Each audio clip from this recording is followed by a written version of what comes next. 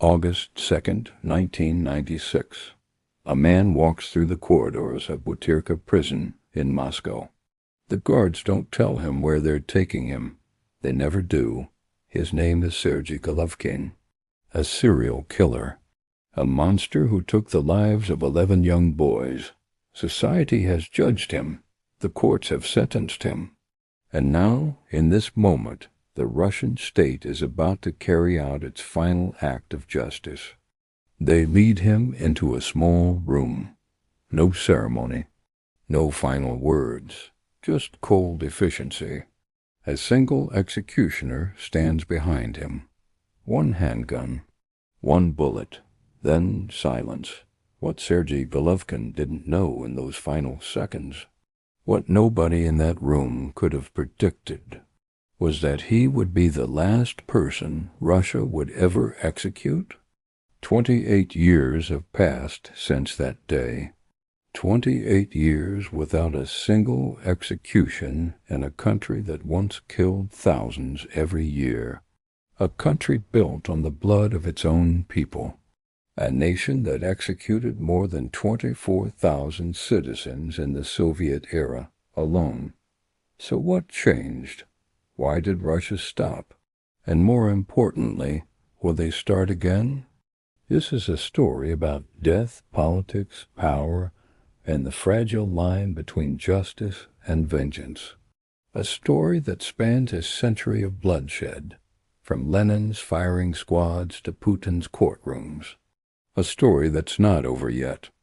Before we dive into this investigation, if you're intrigued by stories of justice, history, and the dark corners of world politics, hit that subscribe button.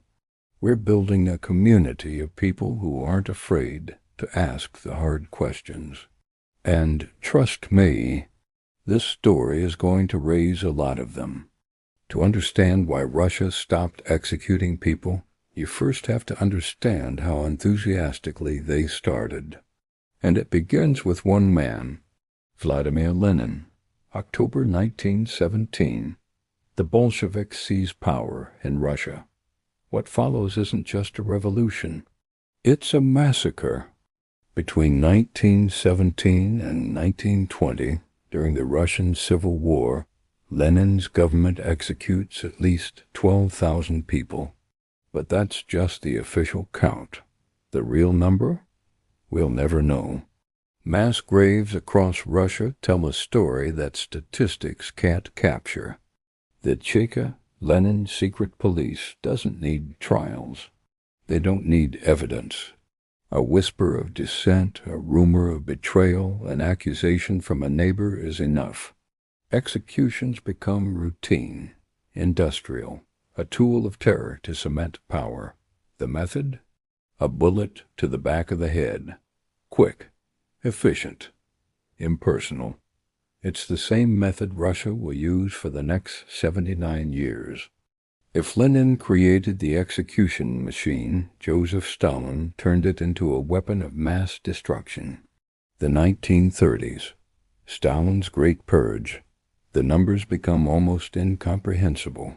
Historians estimate that between 750,000 and 1.5 million people were executed during Stalin's reign. Think about that. 1.5 million human beings, shot, buried in unmarked graves, erased from history. Former Communist Party members, military officers, intellectuals, artists, teachers, ordinary workers accused of being enemies of the people. Stalin didn't just execute criminals. He executed anyone who might threaten his power, or anyone unlucky enough to know someone who did. The executions happened in basements, in prisons, in forests outside Moscow. The NKVD, Stalin's secret police, worked through the night. Quotas had to be met. Each region was assigned a number, a target, and local officials competed to exceed them, terrified of becoming victims themselves. Family members never learned the fate of their loved ones. No bodies were returned. No graves were marked. People simply disappeared. The terror wasn't just in the killing. It was in the not knowing. Stalin dies in 1953. The worst of the terror ends. But the executions? They continue. Between 1962 and 1989, Soviet courts passed more than 24,000 death sentences. Just under 2,500 were pardoned. That means over 21,500 people were executed during this period. The pace had slowed from Stalin's era, but the machine kept running. By the early 1980s, Western intelligence estimated about 2,000 death sentences were handed down each year. Approximately two-thirds were eventually commuted to long prison terms.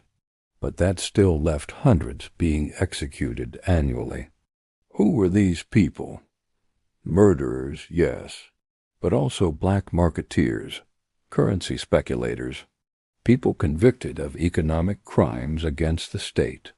In the Soviet Union, threatening the economy was considered as serious as murder, sometimes more serious. 1990 was a typical year. 445 death sentences, 195 executions carried out, 29 commuted to prison. The rest, still waiting on death row when the Soviet Union collapsed. The method never changed. A single bullet to the back of the head. No last meal. No final statement. No family goodbye. Just a walk down a corridor into a dead-end room. Then darkness. Now, I know what you're thinking. This is heavy. This is dark. And you're right. But here's why this matters. Understanding Russia's history of execution isn't just about the past. It's about understanding what might happen next. And I promise you, by the end of this documentary, you'll see why that question keeps diplomats and human rights advocates awake at night. If you're finding this as fascinating and disturbing as I did researching it, leave a comment. Tell me what you think. Should any country have the death penalty? Is it ever justified? I read every comment, and I want to know what you think. Hit that like button too. It helps more people discover these stories. Now we return to the man I mentioned at the beginning, Sergey Golovkin, the last person Russia would ever execute. Newspapers called him the Fisher, sometimes the Boa. Between 1986 and 1992, he murdered 11 boys, children, ages 10 to 16. The details of his crimes are so horrific that I won't recount them here. This isn't that kind of documentary. But know this, his victims were tortured. They suffered. And they died in a garage basement that Golovkin had converted into his own private chamber of horrors. He was arrested in March 1993. The trial lasted over a year. On October 19, 1994, the court sentenced him to death. Standard procedure. His lawyers appealed. Standard procedure. The appeals were rejected. Standard procedure. Then Golovkin waited. On death row in Butyrka prison, waiting to die. Let me paint you a picture of what death row looked like in 1990s Russia. Imagine a cell. 2 square meters. That's about 21.5 square feet, barely larger than a parking space. Now imagine living in that space, eating in that space, sleeping in that space, waiting to die in that space.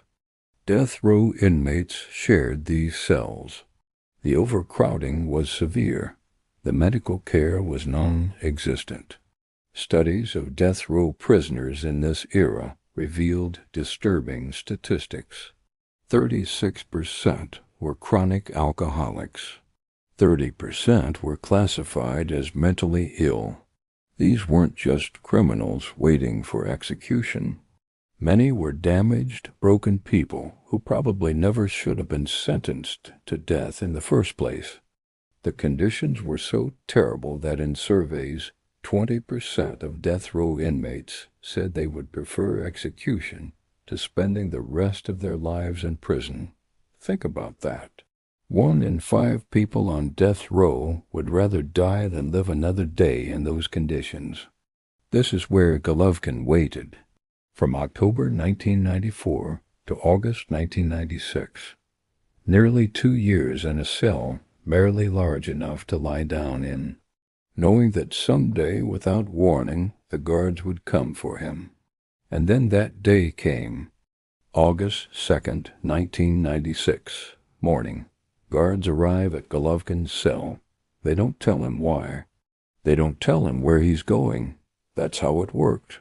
No warning, no preparation. The condemned never knew if this walk was to an interrogation room, a transfer, or their death. They lead him through the prison corridors. Butyrka is one of the oldest prisons in Moscow. Its walls have seen centuries of suffering. Today they would witness one more execution. The last execution. The room is small, bare, a dead end, literally and figuratively. Golovkin is positioned facing the wall. Behind him stands the executioner, a professional, someone who has done this before, someone who will do it one more time. A handgun, a single bullet, standard issue. The executioner aims at the base of the skull, where the spine meets the brain. This is the method Soviet and Russian executioners have used for decades. Instant death. Supposedly humane. If such a thing can ever be humane. Sergey Golovkin is dead. His body will not be returned to his family. His burial location will not be disclosed. This is policy. Even in death, the condemned are denied dignity, denied closure for their families. But something else happens on this day, something nobody in that room realizes. This is the last time Russia will pull that trigger, the last time that executioner will perform his duties, the last time a Russian citizen will die by official state execution, 28 years ago. And counting. Before we continue, I want to ask you something. Do you think Sergey Golovkin deserved to die, given what he did? It's not an easy question. There are no easy answers in this story. Drop your thoughts in the comments. Let's have a real conversation about justice, punishment, and whether society has the right to take a life, even a life like Golovkin's. And if you haven't subscribed yet, this is your reminder. We're going deep into stories like this, stories that challenge your assumptions and make you think. Click that subscribe button. You won't regret it. So why did Russia stop? What changed between August 2nd, 1996 and today? The answer isn't what you might expect. Russia didn't stop executing people because of some moral awakening. They didn't suddenly decide that the death penalty was wrong. They stopped because they wanted something. They wanted to join the club, the Council of Europe, founded after World War II as a champion of human rights, democracy, and the rule of law. By the 1990s, it had 39 member states. All of them committed to abolishing the death penalty. It's in the rules. Protocol No. 6 of the European Convention on Human Rights explicitly prohibits capital punishment. Russia wanted in. The Soviet Union had just collapsed. The new Russian Federation was trying to position itself as a modern European nation. Joining the Council of Europe would signal to the world that Russia was serious about human rights, that it was leaving its totalitarian past behind. But there was a problem. Russia was still executing people. Hundreds of people were sitting on death row, and the Council of Europe made it clear. If you want to join, the killing stops. 1996. Russia is admitted to the Council of Europe. But there are conditions. Russia must establish a moratorium on executions. They must commit to ratifying Protocol No. 6 within 3 years. They must stop killing their own citizens. President Boris Yeltsin agrees. On August 16, 1996, just 2 weeks after Golovkin's execution, Yeltsin signs a decree. He stops considering clemency appeals. Without presidential consideration, executions cannot proceed.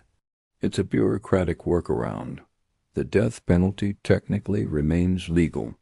It's still in the criminal code. Courts can still impose death sentences, but they can't be carried out.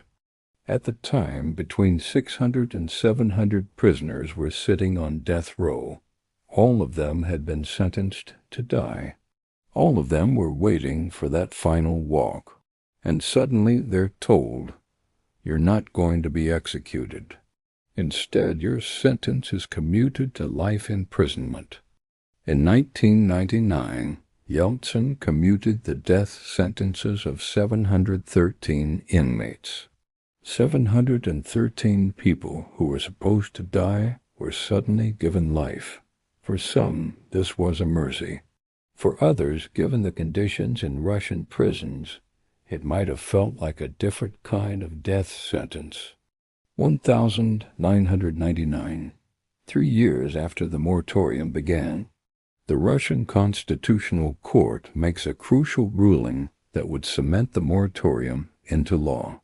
Here's the legal technicality that changed everything. Article 20 of the Russian Constitution says that death penalty can only be imposed if the defendant has the right to a jury trial. Sounds reasonable, right? Due process. Fair trial. But here's the problem. In 1999, jury trials weren't available in all regions of Russia. The system was being rolled out gradually. Some areas had juries. Some didn't, which meant that whether you could be sentenced to death depended on where you committed your crime.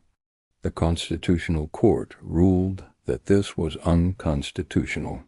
You can't have the death penalty in some regions, but not others. It violates the principle of equal justice under law. Therefore, until jury trials are available everywhere, no death sentences can be imposed. It was brilliant legal reasoning, and it gave the moratorium a constitutional foundation. It wasn't just about international pressure anymore. It was about Russian law itself. 2009, the Constitutional Court goes further. They declare the moratorium irreversible. They rule that Russia has made international commitments that cannot be undone without serious consequences. Even though Russia never actually ratified Protocol No. 6, the court says Russia must honor its obligations. By this point, the moratorium has been in place for 13 years.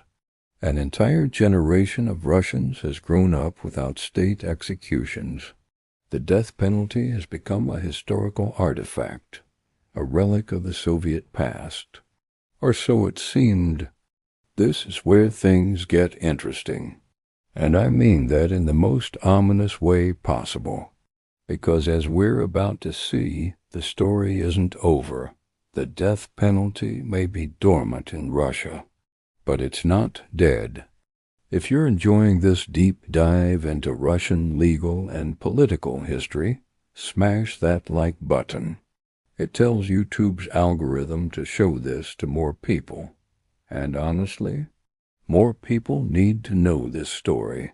Share it with someone who loves history, politics, or true crime. This documentary is for them. Here's something most people don't realize. The death penalty is still legal in Russia. Let me say that again.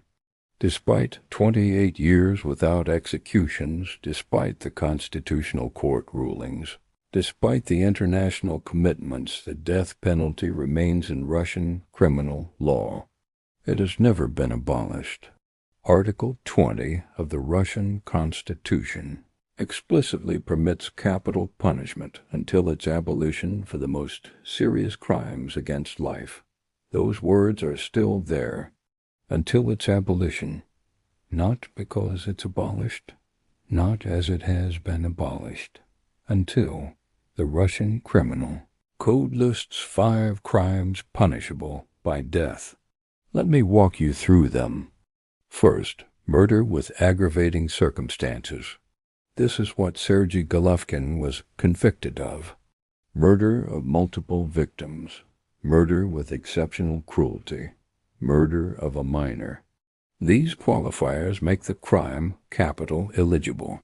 Second, assassination of a state official or public figure.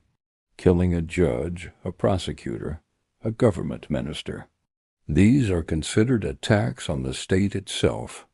Third, attempt on the life of a law enforcement officer, police, military, security services. Killing them in the line of duty is a capital offense. Fourth, attempt on the life of a person involved in the administration of justice, judges, jurors, witnesses, anyone participating in legal proceedings.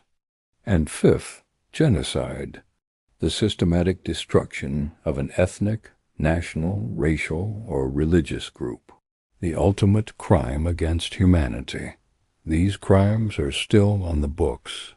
Courts can theoretically still impose death sentences for them, but they don't, because of the Constitutional Court's ruling, because of the moratorium, because of the legal limbo Russia has created for itself. Even when the death penalty was being enforced, Russian law had restrictions on who could be sentenced to death. Women cannot be sentenced to death, ever, regardless of the crime. This exemption has been in place since Soviet times. It's based partly on traditional gender roles and partly on the idea that women are less culpable for violent crime. Whether you agree with that reasoning or not, it's the law. Males under 18 at the time of the offense cannot be sentenced to death. This aligns with international human rights standards. Juveniles, no matter how serious their crime, are considered less morally culpable and more capable of rehabilitation. And males over 65 at the time of sentencing are also exempt. The reasoning here is more pragmatic.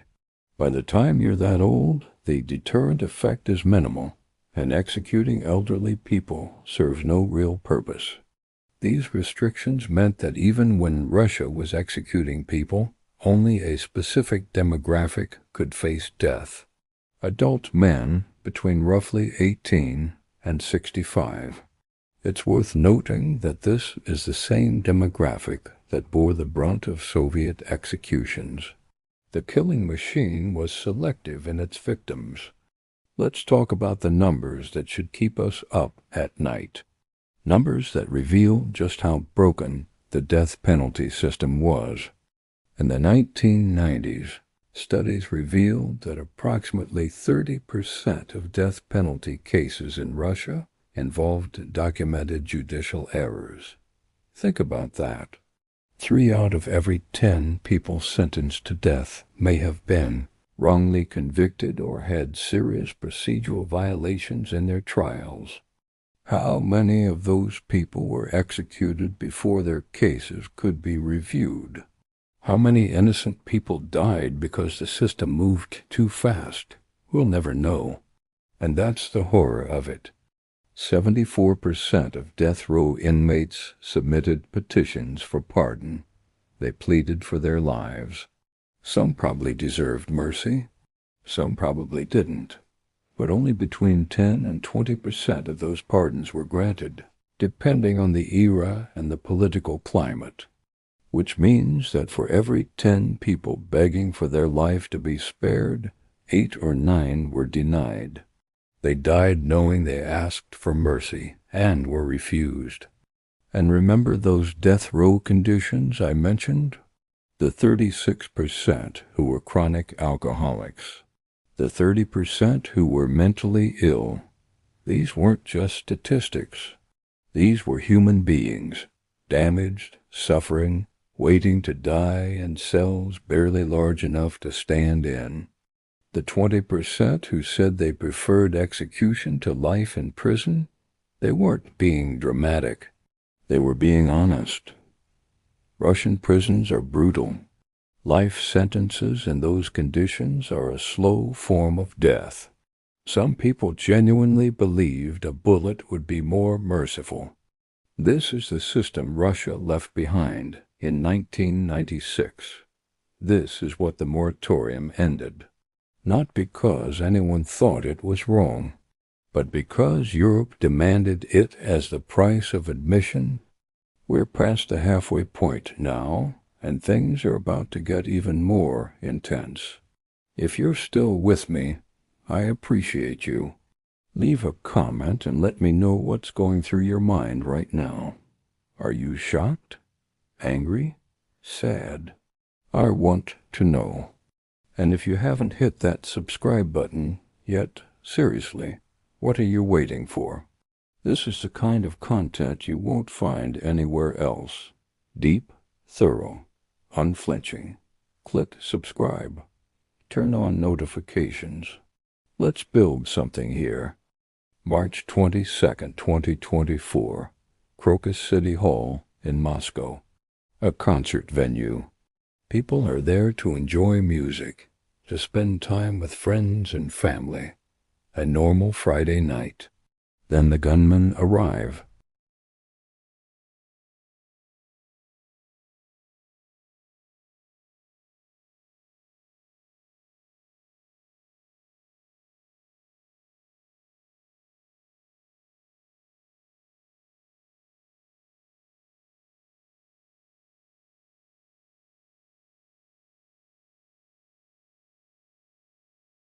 When it's over, at least 144 people are dead. Hundreds more are injured. It's the worst terrorist attack in Russia in decades. The nation is shocked, traumatized, furious.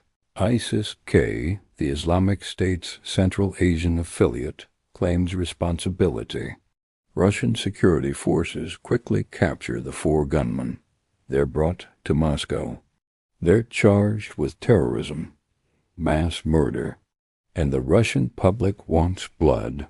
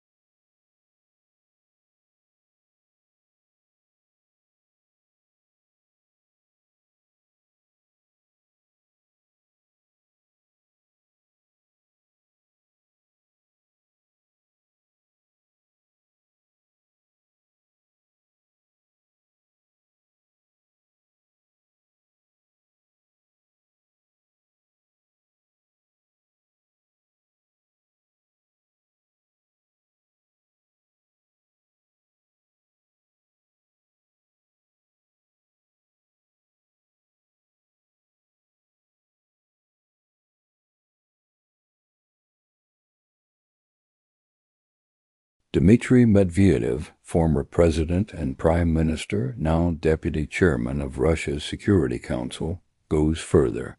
He posts on social media advocating for retaliatory terror and executions. Medvedev has become increasingly hardline in recent years, and his words carry weight in Russian political circles. The head of Russia's investigative committee, essentially the FBI of Russia, also urges President Putin to lift the moratorium by decree. He argues that the terrorists deserve death and that the public demands it. These aren't fringe voices. These are senior government officials, people close to power, people who understand how the Russian system works. So why hasn't Putin acted? Why hasn't he lifted the moratorium? The Kremlin's response has been interesting. Dmitry Peskov, Putin's press secretary, publicly stated that the Kremlin is not participating in discussions about reinstating the death penalty.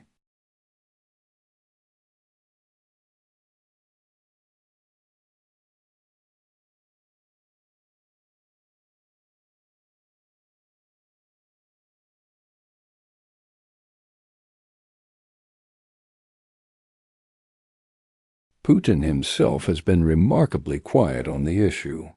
Back in 2013, he said that lifting the moratorium would be inadvisable.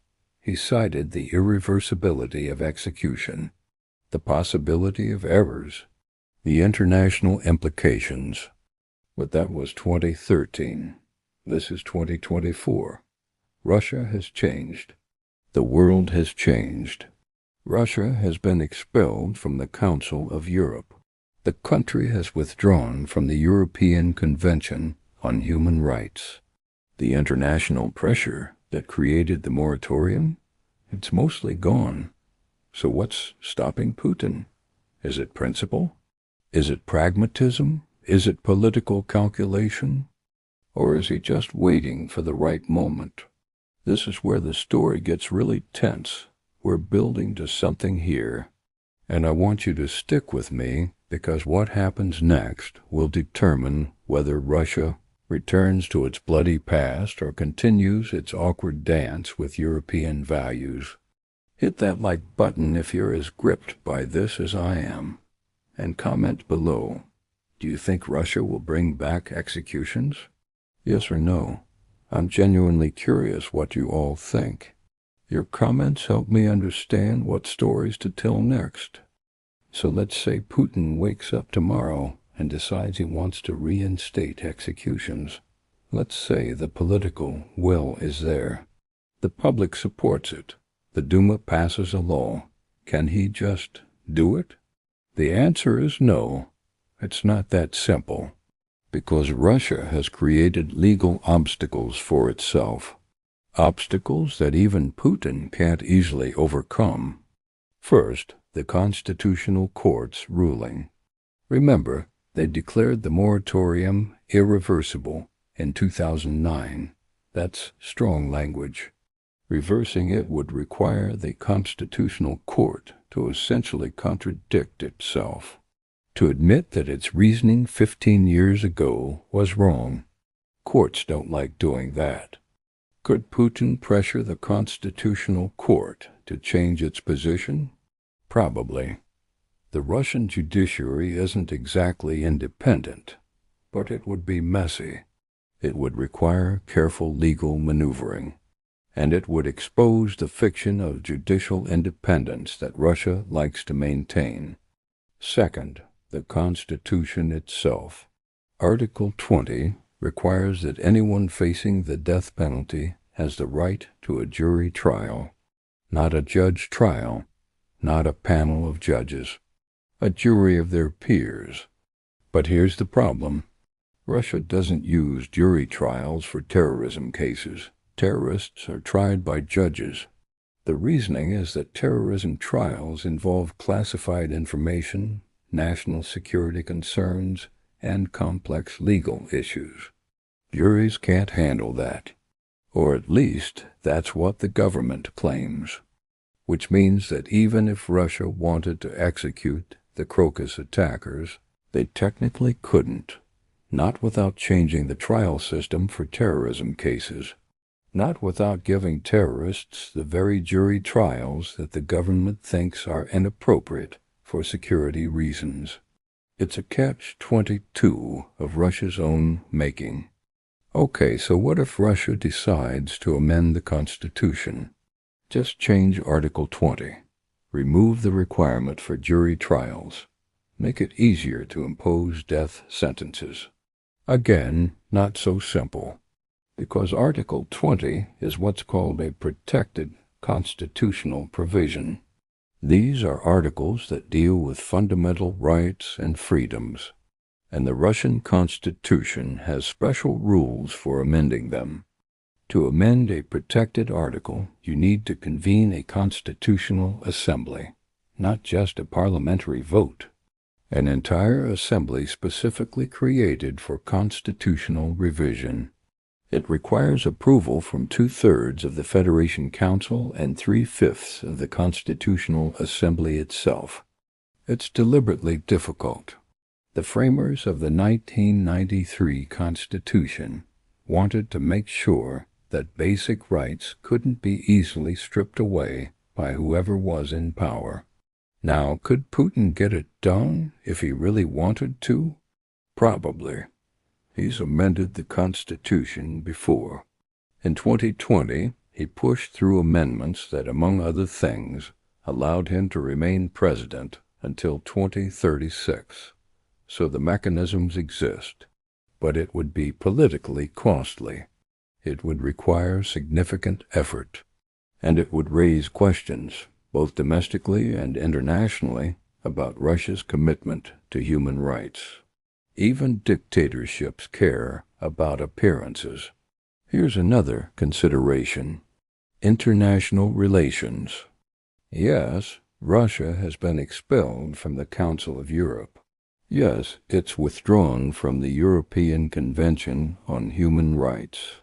Yes, it's already under massive international sanctions for the war in Ukraine. So what's a little more condemnation?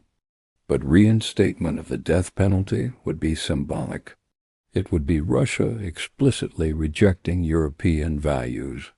It would be a statement that Russia is embracing its authoritarian identity, that it's not just temporarily at odds with the West, but fundamentally different. Countries that still have the death penalty, even if they don't use it, are in a small club. In Europe, only Belarus still executes people. Russia joining Belarus in that category wouldn't look good. And while Russia might not care what Western Europe thinks anymore, it does care what other countries think. Countries like China, India, and nations in the Middle East and Africa. Russia is trying to position itself as a leader of the non-Western world, as an alternative to American hegemony. Reinstating the death penalty might complicate that message. Many countries that are otherwise friendly to Russia have moved away from capital punishment. Even China, which executes thousands of people every year, has been gradually reducing the number of capital crimes. So the international implications aren't necessarily a deal breaker. But there's something Russia would have to consider.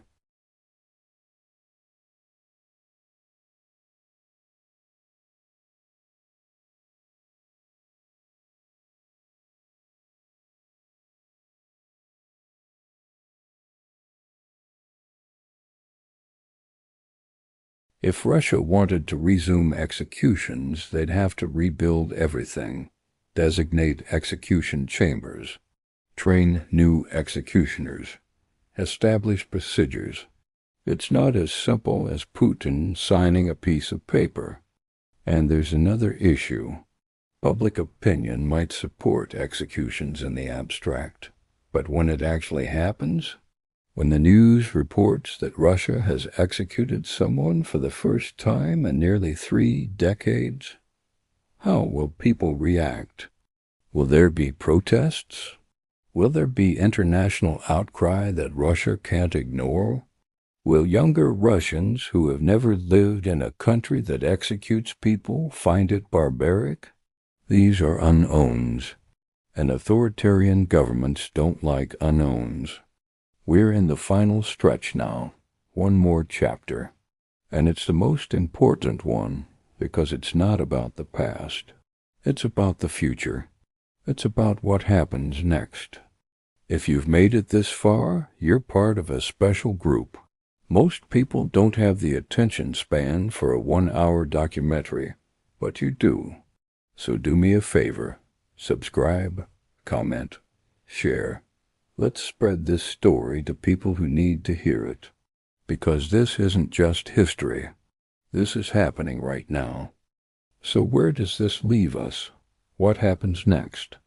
Let me walk you through the possible scenarios, the futures that Russia might choose. This is the most likely outcome, at least in the short term. Russia keeps the death penalty on the books but doesn't use it. The moratorium continues indefinitely. Putin and his advisors decide that the political, legal, and international complications of reinstatement aren't worth it. Life sentences become the de facto maximum penalty.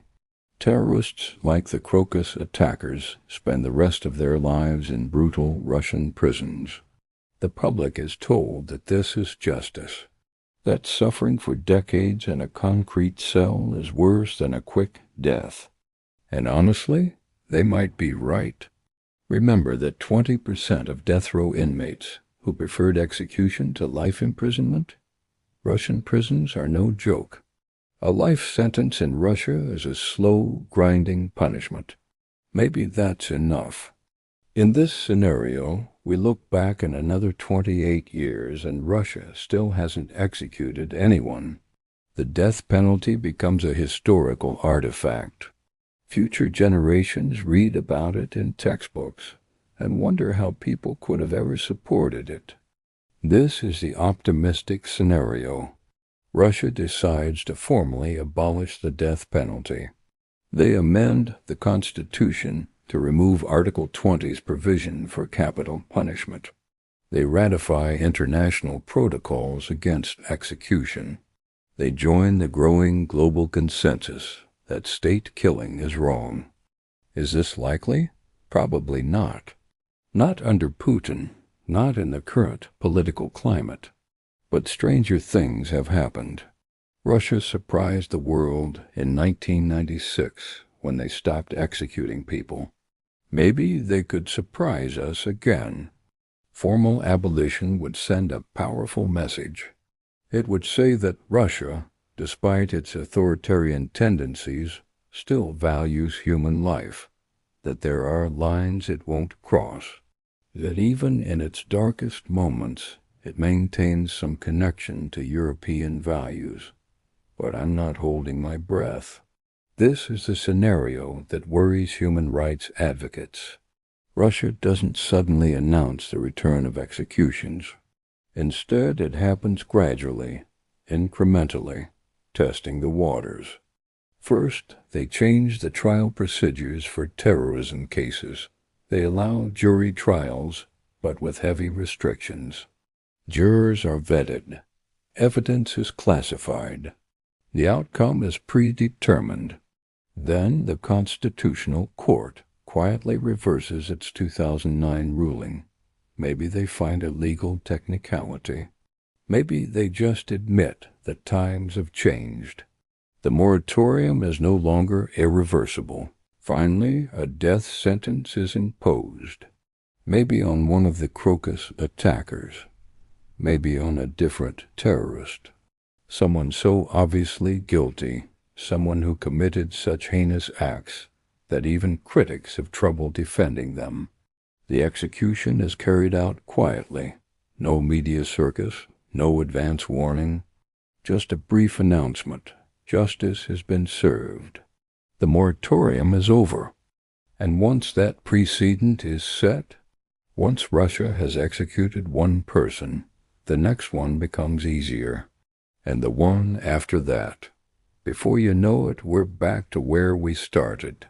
Back to the killing machine. This is the nightmare scenario.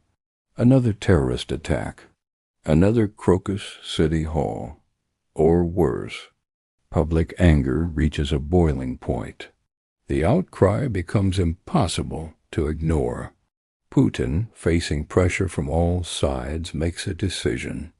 The moratorium is lifted immediately by presidential decree, the legal obstacles swept aside. The constitutional court falls in line. Emergency laws are passed. Terrorism suspects are tried by military tribunals. Death sentences are imposed and carried out within weeks. International condemnation follows. But Russia doesn't care. They've been condemned before. They'll be condemned again. What matters is showing the Russian people that the state will protect them, that justice will be swift and final. In this scenario, we don't just see a return to the occasional execution. We see a return to systematic killing. Because once you cross that line again, once you restart the machine, it's hard to stop it. But here's what this story is really about. It's not just about Russia. It's not just about the death penalty. It's about how societies change, how values evolve, how progress can be fragile. Russia stopped executing people, not because they suddenly developed a conscience. They stopped because Europe told them to, because they wanted something, because the price of admission to the international community was giving up the killing. But that pressure is gone now. Russia has been expelled from that community. They've chosen isolation over integration, which means the only thing stopping them from resuming executions is their own decision to maintain the moratorium.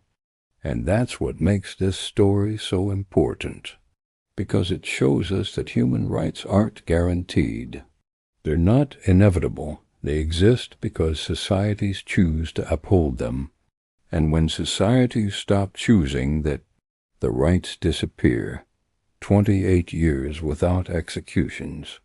A generation of Russians who have never lived in a country that kills its own citizens. That's real progress. That's meaningful change. But it could all disappear tomorrow, with one attack, one decree, one bullet. So we end where we began, with a question: will Russia execute again? I don't know. Nobody knows. Maybe not even Putin knows. But what I do know is this: the death penalty is still legal in Russia. The political pressure exists. The public support is there. And the legal obstacles, while real, are not insurmountable. All it would take is one decision, one moment, one tragedy that tips the balance. And somewhere in Moscow, there's a room, the same room where Sergey Golovkin died in 1996. Empty now, dark, waiting. The question isn't whether that room will be used again. The question is when. Thank you for watching this documentary. If you made it all the way to the end, you're one of the real ones. This took months of research, weeks of scripting, and countless hours of editing. And I couldn't have done it without you.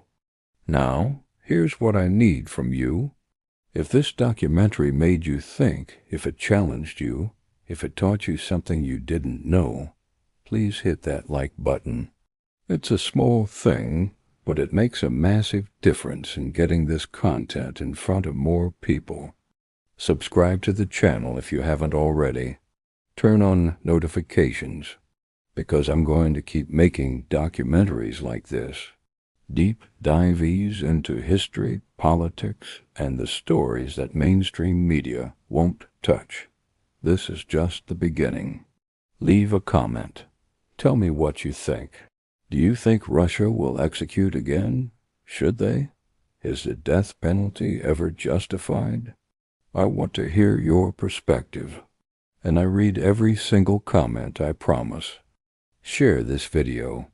Send it to someone who loves history, someone who's interested in Russia, someone who thinks they know everything about the death penalty. This is a story that needs to be told, and you can help tell it. I'll be back soon with another documentary. Until then, stay curious, stay skeptical, and never stop asking questions.